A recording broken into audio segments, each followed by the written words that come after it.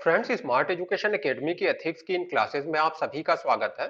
देखिए, आज हम लोग जो एटीट्यूड का चैप्टर है इसके लास्ट पार्ट को देखने वाले हैं और इसका संबंध है परसुएशन से। अब देखिए, आज के वीडियो की शुरुआत मैं आपसे एक क्वेश्चन पूछ करके करता हूं। तो मान लीजिए एथिक्स के पेपर में आपसे क्वेश्चन पूछा जाता है कि कोविड 19 के वैक्सीनेशन को लेकर के जो लोगों के मन में संदेह है, दुविधा है, इस समस्या से लड़ने के लिए यानी कि लोगों के एटीट्यूड में परिवर्तन लाने के लिए आप कौन कौन से कदम उठाएंगे।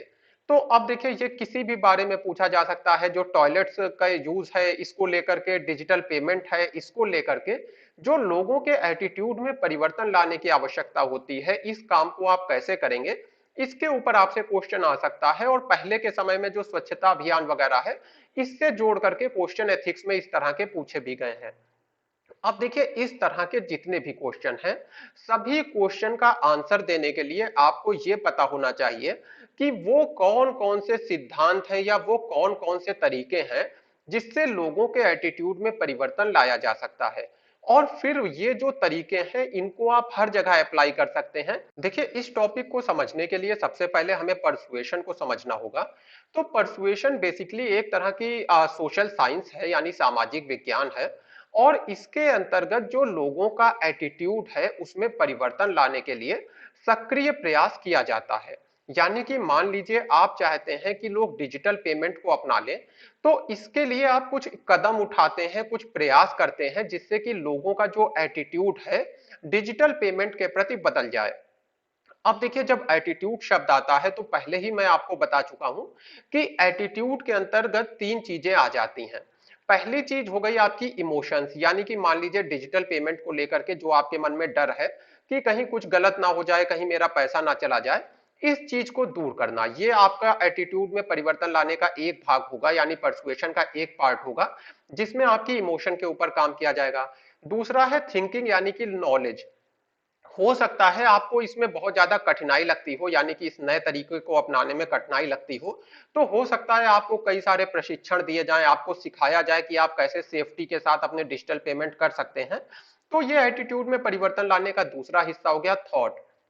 और तीसरा हिस्सा हो गया बिहेवियर, यानी कि अब जब आपको पेमेंट करना है तो कैसे आपकी एक आदत डलवाई जाए, कैसे आपके बिहेवियर में चेंज लाया जाए कि आप अपनी जेब से कैश निकालने की जगह जो यूपीआई है या जो अलग अलग एप्लीकेशन है, इसको प्राथमिकता दें। यानी कि कुल मिलाकर के आपका जो बिहेवियर है उसमें किस तरह से परिवर्तन लाया जाए, ये भी परसुएशन का ही एक भाग है। अब देखिए, ये परसुएशन का काम आप कैसे कर सकते हैं, टेक्निक्स इसकी क्या है। और ये जो टेक्निक्स हैं, आपसे कभी भी कोई भी क्वेश्चन पूछा जाए लोगों के एटीट्यूड में परिवर्तन लाने के बारे में, आप इन्हीं टेक्निक्स को अपने आंसर में बता सकते हैं। पहली चीज होती है, देखिए, लॉजिकल आर्ग्यूमेंट। जब भी कोई चीज आप तार्किक रूप से लोगों के सामने रखते हैं तो लोगों के ऊपर उसका ज्यादा प्रभाव पड़ता है।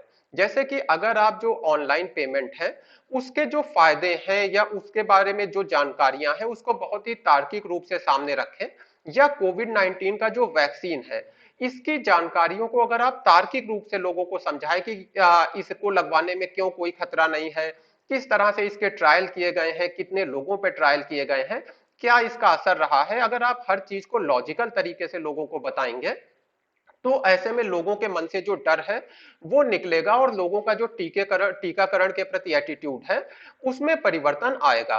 इसके साथ ही होता है जो नया एटीट्यूड है उसको इंसेंटिव देना। देखिए, ये अक्सर किया जाता है, जैसे ऑनलाइन ट्रांजैक्शन है तो शुरू में आपको डिस्काउंट दिए जाते हैं जिससे कि आपके बिहेवियर में एक चेंज आए, आपकी धीरे धीरे आदत पड़े।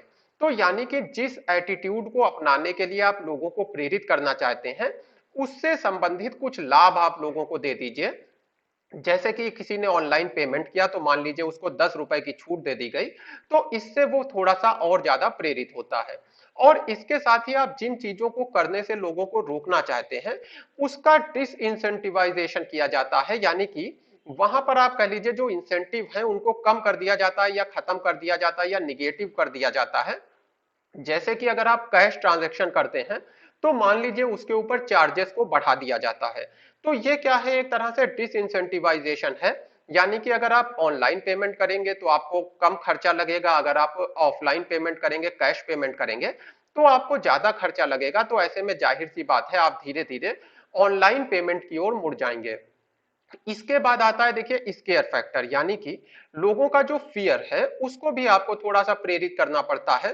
जैसे कि मान लीजिए जो सिगरेट है, इसके सिगरेट के जो पैकिंग होती है उसके ऊपर एक विज्ञापन बना रहता है जिसमें सिगरेट के जो नुकसान है वो बताए जाते हैं। तो ये क्या है, लोगों का जो सिगरेट के प्रति एटीट्यूड है उसमें परिवर्तन लाने के लिए उनके अंदर का जो डर है, जो फियर है, उसको ट्रिगर किया जाता है, लोगों को अलर्ट किया जाता है कि अगर आप इस बात को नहीं मानेंगे तो आपकी भी दशा ऐसी ही हो सकती है। इसके साथ ही देखिए बार बार याद दिलाना, चीजों को भूल जाना, यह हम लोगों की एक प्रकृति होती है। इसीलिए स्कूल में देखिए प्रेयर्स होती हैं। प्रेयर्स क्यों होती हैं? कि जो हमारे जीवन में एटीट्यूड होना चाहिए वो हम लोग रोज दोहराते हैं। हर सुबह जब उसको दोहराते हैं तो वो धीरे धीरे जीवन का हिस्सा बन जाता है। ऐसे ही देखिए अगर आप किसी मोटिवेशनल स्पीकर को सुने तो वो कहेगा कि आप जो भी करना चाहते हैं उसको बार बार रिपीट करते रहिए। इससे रिपीटेशन से क्या होता है कि वो चीज हमारे माइंड में बस जाती है और उसके बाद वो हमारे एटीट्यूड का हिस्सा बन जाती है। तो इसीलिए देखिए टीवी के ऊपर विज्ञापन भी आपको बार बार दिखाए जाते हैं, उसका रिपीटेशन होता है जिससे कि आपका जो एटीट्यूड है वो चेंज हो जाए। तो अगर मान लीजिए ऑनलाइन पेमेंट के प्रति आपको लोगों का एटीट्यूड चेंज करना है तो बार बार अलग अलग माध्यमों से आपको अपनी बात को रिपीट करना पड़ेगा। इसके साथ ही देखिए एक फैक्टर आता है देयर इज नो अल्टरनेटिव, जिसको कहते हैं टिना फैक्टर। तो ये टिना फैक्टर क्या है? देखिए जब आप किसी काम को इमीडिएटली करवाना चाहते हैं, आप लोगों के एटीट्यूड में परिवर्तन लाना चाहते हैं, लेकिन लोग इसके लिए राजी नहीं है, तो फिर आता है देयर इज नो अल्टरनेटिव, यानी इसका कोई अल्टरनेटिव नहीं है, आपको ये बात मानना ही पड़ेगी। सारे अल्टरनेटिव्स को बंद कर दिया जाता है। जैसे कि हमारे देश में जब लॉकडाउन हुआ था तो जितने भी अल्टरनेटिव थे सबको बंद कर दिया गया और लोगों से कहा गया कि आपको घर में रहना ही पड़ेगा। इसके साथ ही देखिए वर्तमान समय में जो मनोविज्ञान का क्षेत्र है वो भी बहुत आगे बढ़ गया है। तो हम मनुष्य की जो साइकी है, मनुष्य का जो मनोविज्ञान है, इसको समझते हैं और इसी मनोविज्ञान को ध्यान में रखते हुए कुछ कदम उठाते हैं।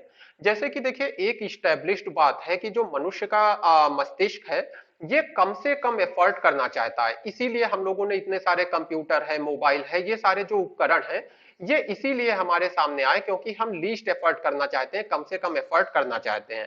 तो इसी चीज को ध्यान में रखते हुए बहुत सारे काम आपसे करवाए जाते हैं।